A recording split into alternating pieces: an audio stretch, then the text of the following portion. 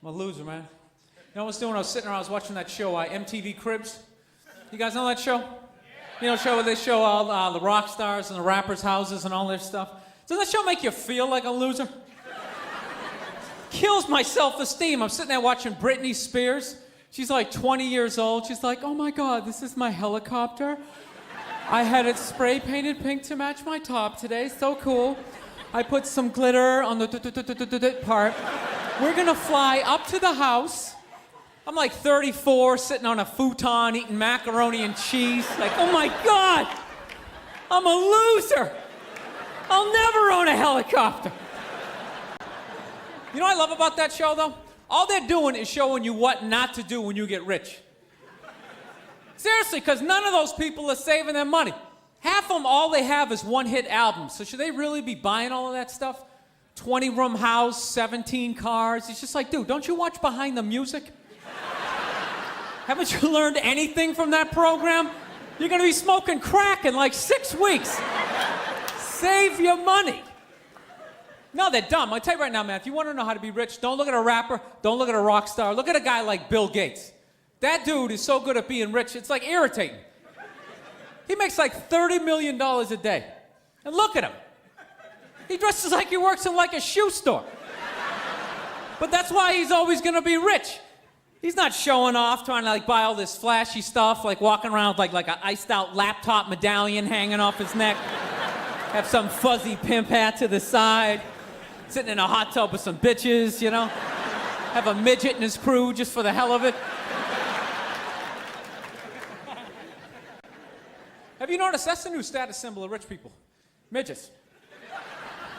I'm serious. No entourage is complete now unless you have a midget. And you know what? That's good for midgets. Seriously, because historically, those people have not gotten good jobs. Even when they book a movie, they never get to be the lead, never get to be the hero. They always got to play like a troll or a fairy, running out from under a bridge, biting on somebody's leg. So, I was listening to George Bush today. You guys like George? No? Yes? No? I like George. You know what I like about George Bush? He makes me feel like I could be president too. Oh, he does. He's like the first guy like from my reading level, you know, like the first guy like from my math class to finally go out and do something. You know what I love about George? He can't say the word terror. He can't. He uses the word every speech. He can't say terror. He goes, tear. That's what he says. He goes, America will not stand for tear. Anybody who supports tear, if you're a terrorist, we're gonna get you. What kind of president goes, we're gonna get you? He's like some redneck they dragged out of a barbecue, put him in a suit. Yo, if you're standing on stage going, we're gonna get you, you should just be up there with a couple of bloodhounds going, go get him, Blue! Smell the shirt, go get him! Damn, that Blue's a good dog. I'll tell you one thing I have realized, though. When you go to war, man, that's the one time when you really have to, like, appreciate rednecks, though. No, you know why? Because rednecks, they're like the one group of people that actually want to go to war. Everybody else tries to get out of it. Like, rich people never go to war. You ask a college kid if he wants to go to war, he's just like, I'm taking this sociology class, and I think war is, like, really stupid. My roommate's, like, half Afghanis. That's going to cause some static. You ask a redneck if he wants to go to war, he's just like, hell yeah! Absolutely, I'm ready right now. You just point the direction, buddy. I'm ready to do this. No, they're frightening people, but you gotta utilize them. Seriously, you want to scare the enemy, okay? And rednecks are like America's pit bulls. They should just sedate those people, drop them off in Afghanistan, just let them run wild. Just be like, dude, just go do everything you ever dreamed of doing. Just go crazy. Have one of your friends play the banjo, it'll scare the hell out of them. Seriously, you wouldn't want to draft a guy like me. I'm a comedian, I'm useless. I'm a coward, I don't like confrontations. You draft a redneck, not only is that dude a psycho, he'll actually save your money. Those guys show up to the Army, like, here's your M16. They're like, I already got one. I got some stuff in the trunk you ain't ever seen before, buddy. I went on the internet, got me some of that surface-to-air stuff, took it out hunting, got me a moose and a duck at the same time. I didn't even see the duck. Duck was over her. I'm aiming at the moose. Duck's over her. That's my peripheral over her. And the shot went up the moose's ass, and the shrapnel from his antler hit the duck. Duck came down. It's the best damn duck ever, right? So, anywho, I took the subway here this evening. I hate taking the subway because I have a very, like, howdy-doody, kind of mug-me kind of face. No, people tend to mess with me when I'm on the train, you know? So I don't look at anybody when I'm on the train. I just, like, stare at the floor, you know? This is a true story. One night, I'm sitting there. I'm staring at the floor. There's, like, 20 other people in the middle of the train. All of a sudden, I hear this lady's voice at the back of the train. I swear to God, she's sitting there. She's going, ow! Let go of my neck! I swear to God, she's like, ow! You're hurting me! Let go of my neck! And you know, it's like you don't want to look when some stuff like that's happening. You know, you try to ignore it, you're just sitting there going like, settle that. Make it go away. Don't want to see the rest of that. But it just keeps going. She's going, I said, ow! You're hurting me! Let go of my neck! So finally, I gotta look. I look down, I swear to God, man, this dude has got his girl, like right by the back of the neck. He's going, you shut the hell up! You shut up! She's like, ah! Shut up! So I don't know what the hell to do, you know? Because it's like, I really want to help her out, but I don't really know how to fight, so what am I going to do? I'm going to walk down the end of the train. 5 seconds later, I'm going to be going, ah! Let go of my neck! Ah! I was just trying to help! Ah! So I didn't do a damn thing. I didn't. I just sat there. I was like, to hell with her. She picked him. It's not my problem. I don't know if she's into that kind of thing, but... So I was watching a little bit of Oprah the other night. I don't really like that show. My girlfriend likes it, and I want to get laid, so, you know.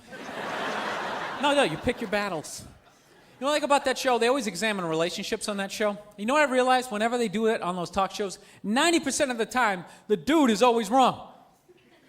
Unbelievable. Two people, 90% of the time, guy's always wrong.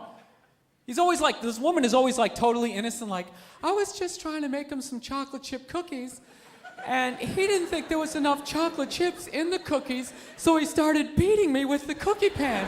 It was horrible. Then the guy's like always the biggest moron ever, like, well, what? I wanted some cookies. Now, I'm not saying guys aren't jerks. I'm a good example of one, you know what I'm saying? But women can be jerks, too. They should balance it out. Like, you know what group of women I'd love them to do a show on? Are those 24, 25-year-old gorgeous women who will go out and, like, hook up and marry, like, an 80-year-old rich guy? You ever seen them hanging out with, like, Hugh Hefner? Some 70-year-old guy in his pajamas? Now, if they were just honest about it and were like, look, this guy's going to die in, like, 7 or 8 minutes. I'm going to get a bag of cash and a Lexus. I wouldn't have a problem with it. But they always try and lie and be like, no, I love him for who he is. It has nothing to do with the big yacht. There's just something about the way he drools in his bathrobe as he pushes the checkers along. It's really enjoyable. You just want to be like, lady, you're humping him for his money. See, that's something I could never do, man. If some 80-year-old billionaire, rich old lady came walking down the street, started, like, hitting on me, sitting like, hey there, sonny. You know, started grabbing my ass. Ooh, you're pretty firm. What, are you in the Navy or something? This big lady, get the hell away from me. Right, you're old, you're gross. You know, I'm sorry. I'm sure you were unbelievable back in the 20s when you were doing the Charleston, making beer in your bathtub, but you were at least 4 decades beyond humpable. I'm sorry. No, how do you have sex? I don't understand. How do you have sex with somebody 40, 50 years older than you? I'll tell you the only way you can do it. You know what you got to do? You got to put the will on the headboard. No, so at any point, if you lose your nerve, you just can read some of the stuff that you're getting. You're just sitting there like, oh my God, this is disgusting. What has become of me? Ooh, a house in Miami. Okay, I can stick this out a little bit longer. I guess this isn't as bad as I was thinking a second ago. Nah, I got some issues, I guess. I do. I'm not gonna lie to you. Like, beautiful women. I don't trust beautiful women. I just don't. You know why? Because you know what I've noticed in my life as a man? Beautiful women are only around when you have stuff. When your life is going on, great. They're all over the place. But when you're broke, you can't find a beautiful woman. You're like under a bridge. There's like trolls and ferrets running around. They're just not around. Then the second you get you get a little money, they come out of the woodwork like, oh my God, you have some stuff. Can you buy me some stuff? I want some stuff too. Then the second you go broke, oh my God, I left something over here next to this guy. He has stuff. I've always loved you. No, you know what solidified my issues? This is what solidified it, okay? I was at a Yankees game one time, right? And I'm sitting there. It was like the end of the inning, and Tino Martinez catches a foul ball to end the inning. You know how they always throw it into the crowd? So there's like 100 people going, Tino, ball. There's a beautiful girl sitting right in the front row. Of course. Oh, my God, I have these. I get to sit in the front row. What, this doesn't happen to everybody? So there's 100 people asking for this stupid ball. He walks right up to her, just hands it right to her. Didn't flip it, didn't toss it, handed it right to her. You know what I'd have to do in my lifetime to ever catch a foul ball? First of all, it would have to be like the 1 in a million chance that the ball was actually hit way the hell up where I was sitting in like the upper deck, which means the ball's gonna be coming in at about 100, 120 miles an hour. So I gotta figure out like which body part I'm gonna sacrifice to slow it down. And then I gotta pounce on it, curl up in the fetal position as 8 guys punch me in the back of the head. And I pray to God that I can hang on until security gets there. And he just walked right up and just handed her the ball. She probably didn't even know what it was. Like, basket? Oh, baseball. Oh, my God. Let me take this home and stick it next to my other unbelievable free things that I don't appreciate. Shelf in my house.